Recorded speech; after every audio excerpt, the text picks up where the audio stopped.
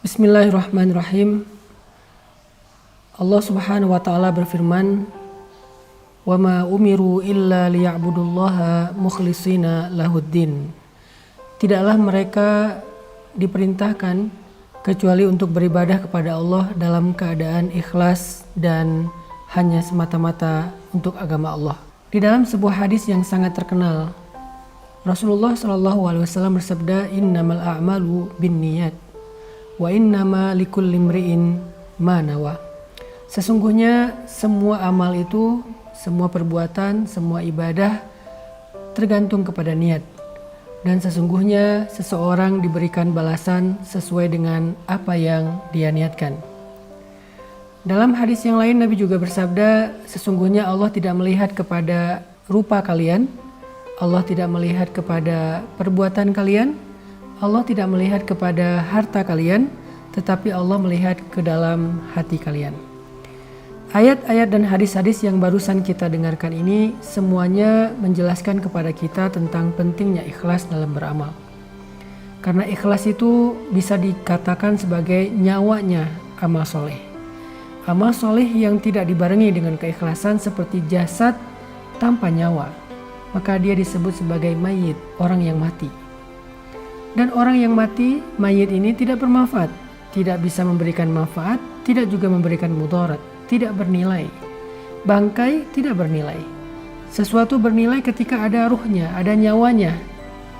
Begitu juga dengan teknologi. Kita memiliki perangkat yang bagus, tetapi kalau tidak ada softwarenya, tidak ada datanya, maka tidak bernilai. Masihkah kita ingat ketika misalnya kita mengalami musibah, handphone kita rusak, laptop kita rusak. Memang kita sedih karena perangkatnya, handphonenya rusak. Tapi apa yang paling kita sedihkan? Rasa kehilangan apa yang paling besar muncul ketika handphone kita rusak? Bukan handphonenya, kita bisa membelinya. Tetapi yang paling berharga yang kita ngerasa kehilangan itu adalah datanya, fotonya, chatnya, beberapa file yang sengaja kita simpan di perangkat itu. Itulah nilainya ikhlas di dalam amal. Sehingga kata Nabi, Allah tidak melihat perangkatnya, Allah tidak melihat packagingnya, casingnya, tetapi Allah melihat data yang ada di dalam perangkat tersebut. Kalau kita analogikan dengan perangkat ataupun handphone. Makanya niat ikhlas itu menjadi syarat yang sangat penting dalam beramal. Orang bisa saja beramal dengan amalan yang luar biasa sampai membuat malaikat merasa cemburu. Tetapi kalau niatnya melenceng, maka amalannya sama sekali tidak bernilai di mata Allah Subhanahu wa taala. Bagaimana cara kita belajar tentang ikhlas agar amal kita diterima oleh Allah dan Allah membalas kita pahala ataupun jaza balasan itu tergantung niat, bukan tergantung amalan. Ada orang yang beramal dengan amalan kecil tetapi karena niatnya karena Allah, maka Allah membalas niatnya. Ada bahkan orang yang ketika beramal dia salah, dia keliru, dia lupa, tetapi niatnya benar, maka Allah memberikan dia balasan seperti niatnya, bukan seperti amalannya. Bagaimana cara kita belajar ikhlas, teman-teman? Salah satu di antara cara belajar ikhlas itu adalah belajar memperbanyak amal rahasia. Karena amal soleh itu ada dua, ada sirron, ada alaniyatan. Ada sirron, ada jahron.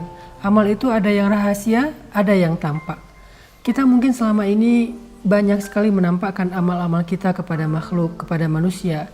Kita posting, kita story, kita feed, kita update status, kita sampaikan ke teman kita ceritakan ke orang banyak, kita lakukan di depan orang yang melihat kita. Ini adalah amalan-amalan yang tampak. Amalan ini baik, tetapi tidak melatih keikhlasan kita. Kita akan mudah sekali ikhlasnya terganggu ketika orang menghargai kita, memuji kita, komen yang baik, mendoakan kita, bahkan mungkin menyebut-nyebut kebaikan kita. Sehingga kita nggak pernah belajar ikhlas. Ketika kita nggak belajar ikhlas, amalan-amalan yang tadi luar biasa bisa saja rusak dan tidak bernilai di mata Allah Subhanahu wa taala. Maka untuk belajar ikhlas itu, coba kita belajar menikmati amalan rahasia. Ini adalah kunci ikhlas yang luar biasa. Belajar menikmati amalan rahasia. Apa amalan rahasia? Amalan yang tidak ada yang tahu kecuali kita dengan Allah saja. Amalan yang bahkan mungkin orang terdekat dengan kita nggak tahu. Pasangan kita nggak tahu, orang tua kita nggak tahu, anak kita nggak tahu, sahabat kita nggak tahu, apalagi netizen nggak tahu. Cuman Allah kemudian kita saja yang tahu. Coba tanya sama diri kita masing-masing. Udah berapa banyak amalan yang kita lakukan secara diam-diam? Udah berapa lama kita melakukan satu kebaikan secara rahasia, biar Allah saja yang tahu. Kita sama sekali nggak ingin manusia tahu.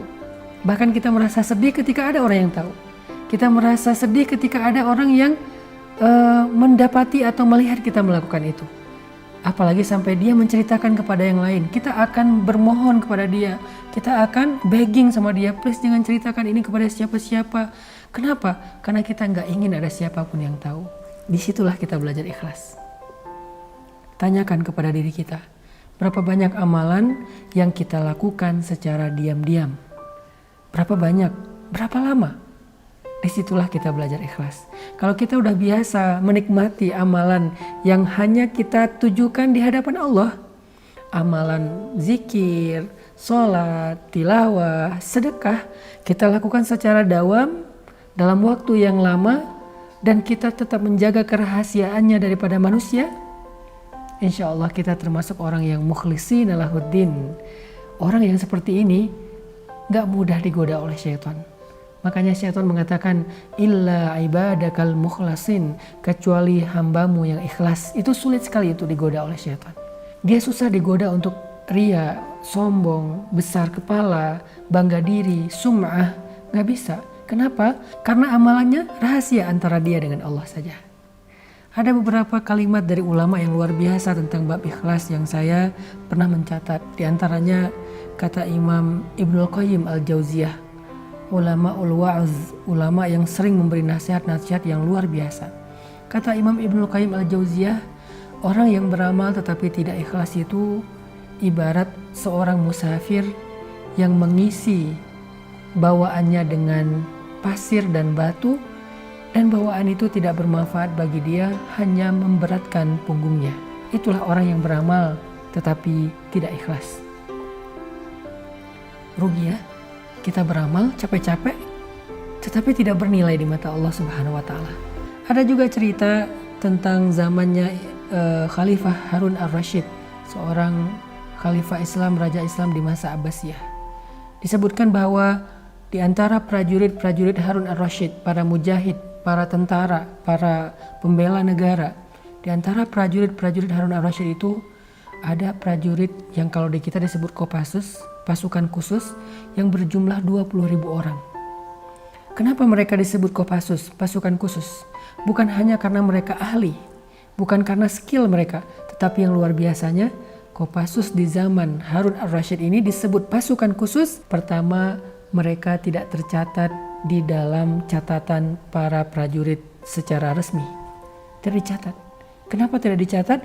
Agar tidak diketahui oleh siapapun. Yang kedua, mereka tidak pernah mengambil gaji mereka, hak mereka, karena mereka sudah mengikhlaskan semua perjuangan mereka untuk diketahui oleh Allah saja dan mendapatkan jaza balasan hanya dari Allah saja. Itulah Kopassus di zaman Harun ar-Rasyid. Mereka tidak dicatat, tidak terdaftar, yang tahu hanya Harun ar-Rasyid, dan mereka beramal tidak ingin diketahui oleh siapapun, oleh rakyat Irak, oleh rakyat kaum muslimin, dan mereka tidak pernah mengambil gajinya. Luar biasa ya. Yang terakhir, ada 3 ciri orang yang ikhlas. Ciri yang pertama, orang yang ikhlas itu khauf minasyuhrah wal ihtimam ad-daim lin nafsi bit tafrid. Al khauf minasyuhrah wa mahabbatul amal as-samit. Itulah ciri yang pertama. Orang yang ikhlas itu takut terkenal, takut diketahui orang, takut dibicarakan orang, takut dipuji orang. Kita kadang-kadang kecewa kalau ada kebaikan kita tidak dihargai. Tapi orang yang ikhlas justru takut ketika dihargai. Kita kadang-kadang ngerasa kecewa ketika amal baik kita itu tidak dipuji. Orang yang ikhlas justru takut dipuji, bahkan dia menangis ketika dipuji. Kita kadang-kadang ngerasa kecewa ketika ada yang kita lakukan luar biasa, tidak diketahui orang banyak, tidak di like, tidak di komen, tidak di view, tidak di repost. Orang yang ikhlas justru takut ketika di repost, takut ketika di view, takut ketika di like. Apakah kita seperti itu? Ciri yang kedua kata para ulama, irda'ullah walau bi iskhatin nas. Dia lebih mengutamakan ridha Allah walaupun dia dihina oleh makhluk. Buat dia gak apa-apa ketika dia dihina, direndahkan, diremehkan oleh manusia selama Allah ridho kepada dia. Ridho siapa yang kita cari? Ridho istri kah? Ridho suami kah? Ridho orang tua kah? Ridho pasangan kah? Ridho sahabat kah? Ridho followers kah? Atau ridho Allah? Dan yang terakhir, adamul ihtimam bin nata'ij bal bil amal wal jihad. Orang yang ikhlas itu tidak terlalu perhatian dengan hasil. Ada orang yang ketika beribadah, berdoa, kemudian hidupnya tidak semakin membaik, kerjaannya tidak semakin sukses, karirnya tidak semakin melejit, dia kecewa dengan ibadahnya. Dia bertanya kepada Allah, ya Allah, kurang apa lagi dari saya? Seolah-olah Allah itu tidak menghargai kebaikan dia, ibadah dia. Ini bukan orang yang ikhlas. Orang yang ikhlas, dia beribadah kepada Allah, dia mengharapkan kebaikan di sisi Allah, tetapi hasil yang dia dapatkan dalam kehidupan dunianya tidak akan mempengaruhi semangat ibadahnya. Mudah-mudahan kita termasuk orang yang ikhlas di bulan Ramadan dalam semua amal-amal soleh kita. Ingat, catat, belajar ikhlas salah satunya adalah dengan menikmati ibadah rahasia. Barakallahu fikum.